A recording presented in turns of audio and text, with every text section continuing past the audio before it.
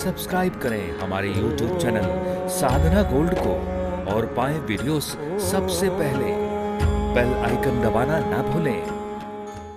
युधिष्ठिर कहते हैं, जब द्रौपदी ने कहा ना कि आपका समय अब आ गया है तेज का प्रयोग करने का अवसर, तो युधिष्ठिर ने कहा, क्रुद्ध पापम नरः कुर्यात् क्रुद्धो हन्यात् गुरूनपि क्रुद्ध परुषया वाचा श्रेयसोप्यवमन्यते। देवी, क्रोधी आदमी जो होता है वो पाप करता है। क्रुद्ध पापम नरः कुर्यात्। क्रुद्ध नरः मानी कि जो क्रोधी आदमी है वो पाप करता है। क्रुद्ध हन्यात् गुरुनपि, गुरुजनों की भी हत्या क्रोधी आदमी करता है। क्रोधी व्यक्ति गुरुओं की भी हत्या, माने गुरुजनों की, बुजुर्ग लोगों की भी हत्या कर देता है। माता की, पिता की, किसी की भी कर देता है। क्रोधी क्या नहीं कर सकता है। और क्रुद्ध परुषया वाचा श्रेयसोप्यवमन्यते, क्रोधी आदमी श्रेष्ठ लोगों का भी अपमान कर देता है वाणी द्वारा। उसको वो पता नहीं रहता है कि ये श्रेष्ठ व्यक्ति है, कोई संत है, कोई महंत है, कोई भगवान के भक्त है, ये सज्जन है, या कोई समाज में प्रतिष्ठित व्यक्ति है, तो इसका इस तरह से अपमान नहीं करना चाहिए। किंतु क्रोधी को ये ज्ञान नहीं रहता है। क्रोधी श्रेष्ठ व्यक्ति का भी अपमान कर देता है। युधिष्ठिर बोलते हैं, वाच्यावाच्ये ही कुपितो न प्रजानाति कर्हिचित्। क्रोधी पुरुष, क्रोधी व्यक्ति को क्या बोलना क्या नहीं बोलना उसका विवेक उसको नहीं रहता है। वाच्यावाच्ये ही कुपितो न प्रजानाति कर्हिचित् ना कार्यमस्ति क्रुद्धस्य ना वाच्यम विद्यते तथा। युधिष्ठिर कहते, द्रौपदी, क्रोधी व्यक्ति के लिए इस दुनिया में कोई ऐसा कार्य नहीं है कि जो क्रोधी न करे। कुछ भी कर सकता है वो, क्रोध में आ गया है तो। और न बोलने जैसा भी उसके पास कुछ भी नहीं है, वो कुछ भी बोल देता है क्रोध में, गुस्से में। इसीलिए क्रोध भी अच्छा नहीं है। आत्मानं च परांचैव त्रायते महतो भयात् क्रुध्यंतम अप्रतिक्रुध्यन् द्वयोरेष चिकित्सिकः। कोई गुस्सा करता है तो सामने क्षमा करके आप क्रोध को शांत कर दो, और जो क्षमा करके शांत कर देता है सामने वाले का गुस्सा, तो वो दोनों के लिए वैद्य का काम करता है। उसका भी औषध किया और अपना भी औषध काम किया, दोनों का रोग मिटा दिया। इसलिए क्रोध भी करना जरूरी नहीं है। यस्तु क्रोधम समुत्पन्नम प्रज्ञया प्रतिबाधते।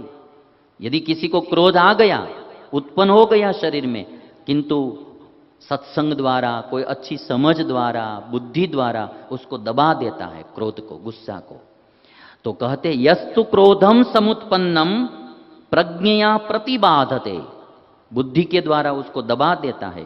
तेजस्विनम तम विद्वांसो मन्यन्ते तत्वदर्शिनः। तत्वदर्शी लोग उनको ही तेजस्वी बोलते हैं। क्रोध करने वाले को तेजस्वी नहीं बोलते हैं। जो क्रोध को दबा देता है, क्रोध को वश में कर लेता है, वही तेजस्वी है। यदि न स्युर्मानुषेषु क्षमिणः पृथ्वी समाः न स्यात् संधिर्मनुष्याणाम क्रोध मूलो ही विग्रहः। युधिष्ठिर कहते हैं कि द्रौपदी, जो इस पृथ्वी में, इस दुनिया में पृथ्वी के समान क्षमाशील लोग नहीं होते तो मनुष्यों में कहीं भी संधि होती ही नहीं, कहीं मनुष्यों में मन मेलाप होता ही नहीं, क्योंकि क्रोध ही झगड़े की जड़ है। ये युधिष्ठिर की बात। यदि न स्युः मानुषेषु क्षमिणः पृथ्वी समाः। पृथ्वी के जैसे क्षमाशील लोग नहीं रहेंगे तो न स्यात् संधि मनुष्याणाम, कहीं कोई दो मनुष्य के बीच में संधि होगी ही नहीं, क्योंकि क्रोध मूलो ही विग्रह, झगड़ा का मूल क्रोध है। इसीलिए देवी थोड़ी क्षमा भी रखनी चाहिए। एक और द्रौपदी है, एक और युधिष्ठिर है। कभी कभी बीच में भीम भी आ जाते हैं। अभी थोड़ी देर में भीम भी आएंगे, ये दोनों आते हैं। तो युधिष्ठिर क्षमा की बात करते, क्षमा धर्म, क्षमा यज्ञ, क्षमा वेदा, क्षमा श्रुतम, क्षमा तपस्, क्षमा शौचम, क्षमेयेदम धृतम जगत।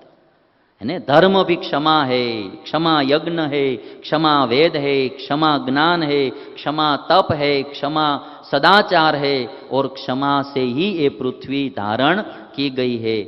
यदि कोई क्षमा ही नहीं रखेंगे तो कब का सबका विनाश हो गया होता। इसलिए दोनों का महत्व रखना। एक पति होता है तो भी दोनों चीज रखनी, एक पिता होता है दोनों चीज रखनी पड़ती है, शिक्षक को भी दोनों चीज, जो संचालक होता है दोनों समय समय पर उसका उपयोग किया जाता है। द्रौपदी कहती है किंतु मुझे चिंता इस बात की हो रही है कि अधर्मी दुर्योधन को सुख शांति और संपत्ति मिल रही है और सदैव धर्म पालन करने वाले आपको दुख, इसलिए मेरा मन जो है चिंता से विह्वल हो रहा है। द्रौपदी बोलती, दुर्जन जो है दुष्ट है उसको राज और सुख, और आप सदाचारी है आपको दुख। द्रौपदी ने एक बार भी युधिष्ठिर को अधर्मी नहीं कहा है। बालस्वामी, आपने जुआ क्यों खेला, कोई किसी ने ये बात कही नहीं। ये चिंता तो आजकल के लोगों को हो रही है। आजकल के लोग जो है ना वो बुद्धिशाली है, इनके पास दिल नहीं, इसलिए उनको वो बात समझ में आती नहीं है। सीता जी का रामचंद्र भगवान ने त्याग किया तो वाल्मीकि रामायण वो देख लो आप, कोई भी, सीता जी को बिल्कुल दुख नहीं हुआ है। लक्ष्मण जी सीता जी को छोड़ने के लिए गए वाल्मीकि आश्रम में, तो सीता जी की आंख में आंसू आ गए, तो लक्ष्मण की आंख में भी आंसू आ गए। तो लक्ष्मण को लगा कि त्याग कर दिया इसलिए भाभी रो रही होगी। तो लक्ष्मण रो रहे थे, तो सीता जी ने पूछा कि आप क्यों रो रहे हो, तो कि भाई आपका दुख देखकर मुझे भी रोना आ गया। सीता जी कहती है कि मैं मेरे दुख के लिए नहीं रो रही हूं, मैं तो इसलिए रो रही हूं कि रघुनाथ जी तो जानते हैं कि सीता जी निर्दोष है, किंतु समाज के कारण उनको छोड़ना पड़ा।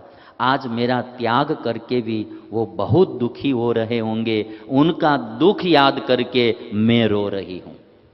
सीता जी को अपना दुख नहीं था, राम का दुख देखकर सीता जी रो रही थी। अभी ये सीता जी की और राम की बात जो है आज के लोग क्या समझ सके। राम ने वाली को क्यों मारा? हमारा ये सवाल है कि राम ने वाली को क्यों मारा, तुमको पूछे बिना मारा है ना। रतेश तुम तब वहां नहीं था इसलिए मारा, तू वहां होता तो नहीं मारते। तुमको पूछते कि रतेश क्या करना चाहिए। अभी ये मारा वाली को राम ने, वाली को नो ऑब्जेक्शन। जब वाली का पुत्र अंगद आता है तो वाली राम के हाथ में अपने पुत्र को सौंपते हैं। वो जानते थे ये भगवान है और इनके हाथ से मेरी मृत्यु हुई। भगवान ने कहा कि यदि आप जिंदा रहना चाहते हैं तो मैं आपको जिंदा कर देता हूं, बचा लेता हूं। वाली ने कहा कि अब इससे श्रेष्ठ मृत्यु मेरी कहां आएगी, अब मुझे जीना नहीं है।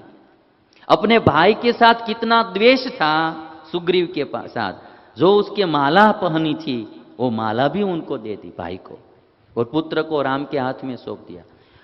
वाली को कोई भी प्रकार का ऑब्जेक्शन नहीं था, प्रॉब्लम नहीं। आज के लोग को कुछ करना नहीं है और सच शास्त्रों में से भी ऐसे ही कोई न कोई तर्क वितर्क निकाल कर शास्त्रों का दोषारोपण ही करते रहते। लिखने वाले को या शास्त्र पर उनका यही काम है, उनको भी क्या पता चले ये बात का।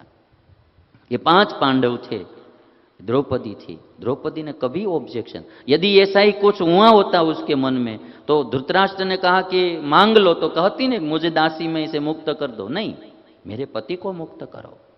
उनकी भाषा आजकल के बुद्धिजीवी लोगों को समझने में अभी 100-200 जन्म लेने पड़ेंगे। वे लोग जो जी रहे थे दिल से या उच्च कक्षा का जीवन जी रहे थे, वो समझने के लिए आजकल के स्वार्थी लोगों को, बुद्धिजीवी लोगों को, इनको कई जन्म लेने पड़ेंगे, तब उनका दिल वाला जीवन बनेगा, तब उनको इन लोगों की भाषा समझ में आएगी। समझ में आएगी, अपने व्यवहार में तो नहीं आएगी, उसके लिए फिर 500 जन्म लेने पड़ेंगे। क्योंकि दिल की भाषा बुद्धि वाले के समझ में आती ही नहीं है। जो दिल की भाषा होती है ना वो कुछ अलग होती है, वो बुद्धिशाली के समझ में नहीं आएगी। अभी मैं भी जी रहा हूं ना जीवन, अभी हम सब जो संत लोग होते हैं, अभी हमारे 15-20 लोग हम यहाँ है, हरिभक्तों का हमारा बड़ा समुदाय होता है, सबके साथ जीते, हम देखते हैं कि जो दिल वाले आदमी होते हैं उनकी बात ही कुछ और होती है, और बुद्धि वाली की समझ में आती ही नहीं है। जो दिल से जी रहा है आदमी, उसकी बात कुछ अलग ही होती है, वो बुद्धि वाले को कैसे समझ में आएगा। कोई होता है भगवान श्री कृष्ण जैसे कि दोनों चीज हो, बुद्धि और दिल, बाकी तो वन वे होते हैं, इसलिए समझ में नहीं आता।